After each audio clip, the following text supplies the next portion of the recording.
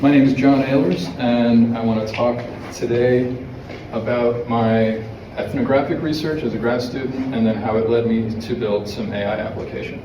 Also, I'm a solopreneur, a word I just learned a few minutes ago, and that's my company. And full disclosure, I'm hoping that humanities departments or researchers will want to get some AI in their research, because as you'll see, it's awesome. Okay. All right, and I did my ethnographic thesis on Jedi, people who identify spiritually as Jedi, and studying that group led me down a path to develop some new AI and big data tools for media research. It sounds like a weird journey, but it'll make sense in the end, and I don't know if I can leave time for questions, but I'll try to.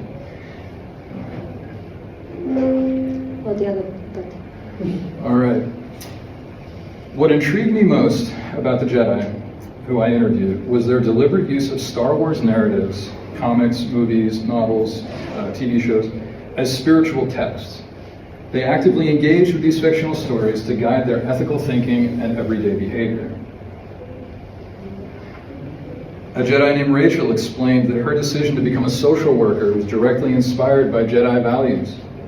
She viewed her career as a practical way to embody the ethical ideals exemplified by fictional Jedi. So, where would a Jedi be at this moment? Yeah, they would be there, and she lives it. So that's pretty amazing. But I encountered a practical challenge. During interviews, Jedi participants would often mention broad themes from Star Wars, such as peace. Typically, they weren't referring to the famous movie lines, but rather general ideas from other Star Wars media. And specifically, they loved the Clone Wars, the TV series, which has 133 episodes amounting to 60 hours plus of content. Participant might say something like, I like how Jedi characters talked about serenity and peace. And I knew I needed to connect those spiritual insights back to the actual media, but how can I realistically identify and quote any references to peace in that series without watching 60 hours of cartoons? I'm not going to do that. I like that series, but I'm not going to do it. So here's the fundamental problem. We can't search audio-visual data the way we search a printed text, and this is a significant barrier. We're effectively unable to analyze movies and television, the most influential form of mass media in history, with the same rigor that we do printed texts.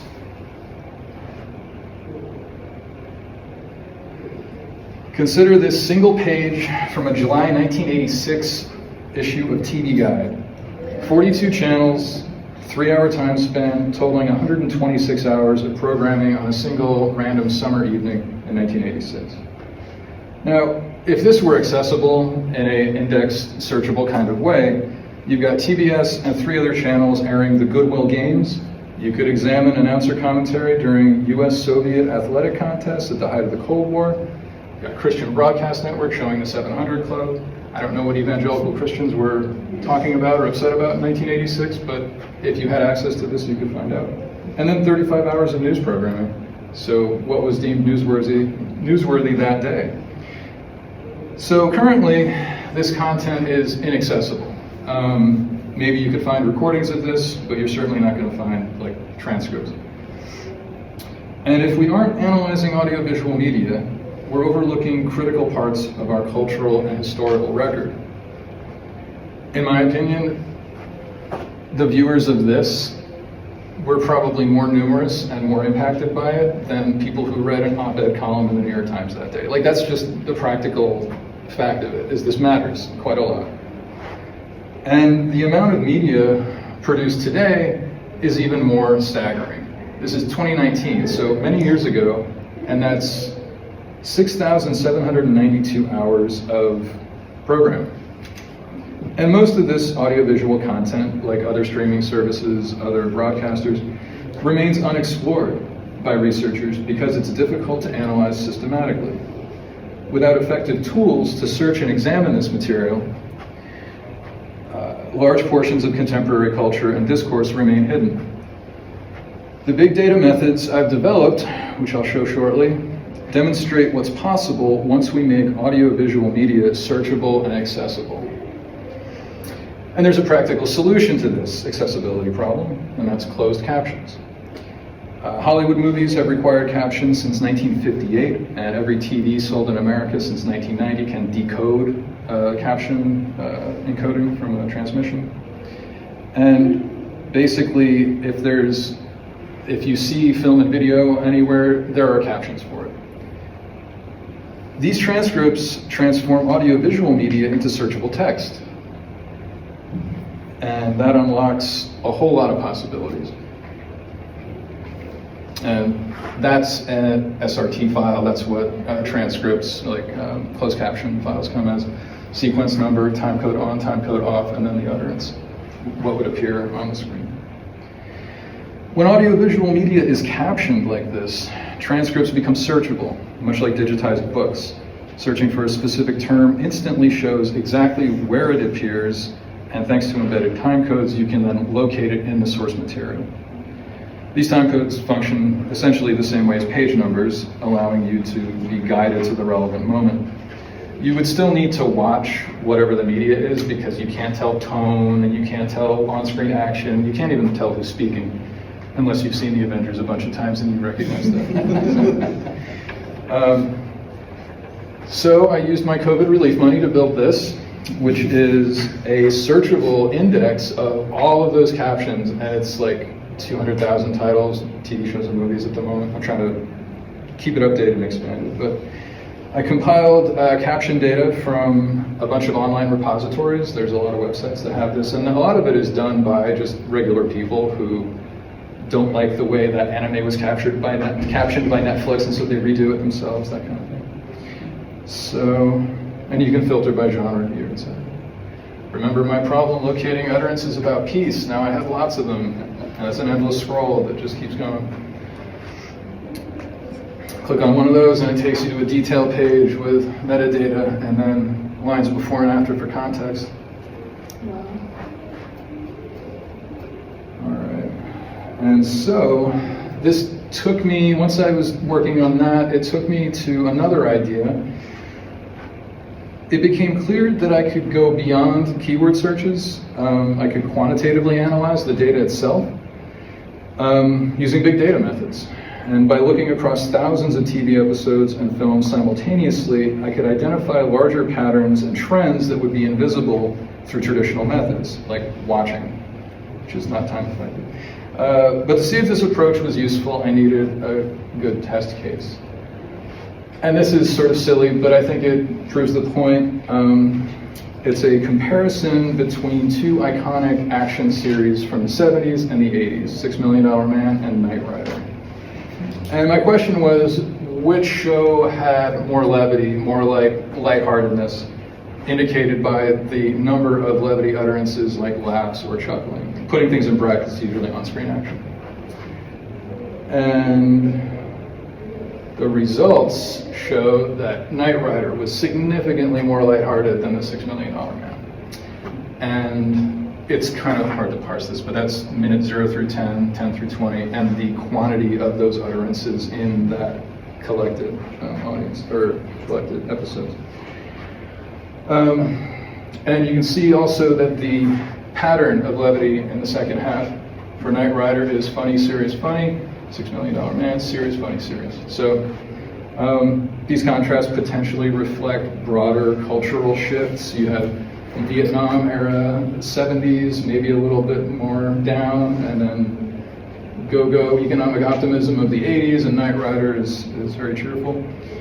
Or not, I don't know, but this kind of proves the point that I was trying to make. Okay. So around this time that I was working on this, Pop Mystic attracted the attention from researchers at UCLA's psychology department. They brought me on as a project manager for AskYalda.com, which is a tool created by the Center for Scholars and Storytellers, where we were using natural language processing to automatically summarize academic psychology research into clear insights that content creators could use. So if you're writing a TV show, you can check how this scene will actually, whether it's respectful, things like that. But this was before ChatGPT, so this is kind of proto-AI. So I felt very fortunate to be working on AI like before it got cool in a way. So we built this NLP model, and then it became irrelevant when ChatGPT appeared. But when that happened, we pivoted immediately to ChatGPT as our model, and that was really effective. But working hands-on with NLP and AI showed me that PopMystic's caption dataset was ideal for enhancement with AI, specifically a retrieval augmented generator, RAG AI. And so PopMystic is evolving from a simple keyword search engine into PopMystic GPT, which I will show you in a minute. Through my work with the Center for Scholars and Storytellers, I connected with a researcher named Beth Hoffman at University of Pittsburgh. And after I first met her and told her about popmystic.com, she used it extensively in her research, which was very gratifying. That was actually useful to a public health researcher. So I went back to her when I was working on figuring out PopMystic GPT and asked her how she might use it in her research. And she gave me how she would use that as opposed to popmystic.com, which is a simple keyword search. If I gave you semantic searchability, what would you do with it? And she gave me this brilliant example of how to locate scenes in TV shows where someone is giving emergency medical intervention. And how is that modeled for the viewers? Are they demonstrating chest compressions right in this scene? Or is it going to get somebody killed because they're doing it wrong and then the viewers think that that's how you do it? So that is tricky to locate with this keyword search, because unless specific terms like CPR or heart attack are spoken explicitly, which often isn't the case, it won't find it. But PopMystic GPT, powered by AI language modeling, can identify subtler clues and semantic context, like a character saying, "My chest feels tight," before a medical emergency. A keyword search can't find that, but semantic searchability will. That would be identified correctly as a health emergency scene in a TV show. And here is a little sample. This is early, kind of half-wit iteration of this GPT. It's on an elastic database instead of a semantic one, but it's kind of a good proof of concept. It finds segments from 3 different shows to talk about autism vaccine conspiracies and kind of like that. So it works better than this now, but this is like a good illustration. Okay. So my journey started with qualitative ethnography, studying how fictional Jedi narratives become real-world spiritual practices. That research led me to build popmystic.com as a practical solution for analyzing audiovisual media. And from there, my involvement with NLP and AI at the Ask Yalda project at UCLA showed me the power of advanced language models, ultimately leading to PopMystic GPT. And integrating qualitative research, searchable media indexing, and AI-driven semantic analysis shows a new approach that we could take. It's a new approach that will allow us to rapidly and precisely uncover insights from media data. And that's kind of the beginning of this process of exploring. And the thing that I think is very interesting is that search, as like Google search, should be a deprecated term at this point. It puts the onus of finding on the user. If I'm searching, I gotta find. If I'm asking, you have to find. If I'm exploring, things will be presented to me. So this changes how we look at our data. So I ran through that pretty fast. So as a final thought, I ask you to consider how tools like these might enhance your own research. I have a company, full disclosure, I'm here to get you interested in putting this into your research. So the one that I thought of was psychology researchers often have hundreds of hours of interview transcript data that they need to analyze, maybe thousands if they're doing a meta-analysis. And that data can be analyzed in the same way that the movie transcript data can be analyzed. And it gives you a large-scale, qualitative kind of approach to understanding it. But like Dr. Hoffman's use case of CPR scenes being identified despite not being verbally, noted, I never would have thought of that. So my request from you all is please tell me what you might do with this, like the weird corner case that you can't quite figure out or something. I'd love to talk about it, and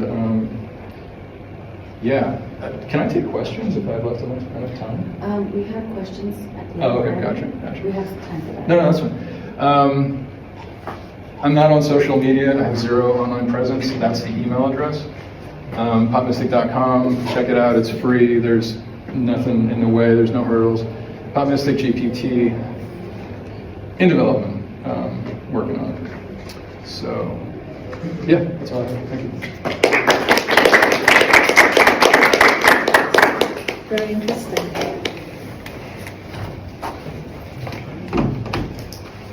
So if I would ask you,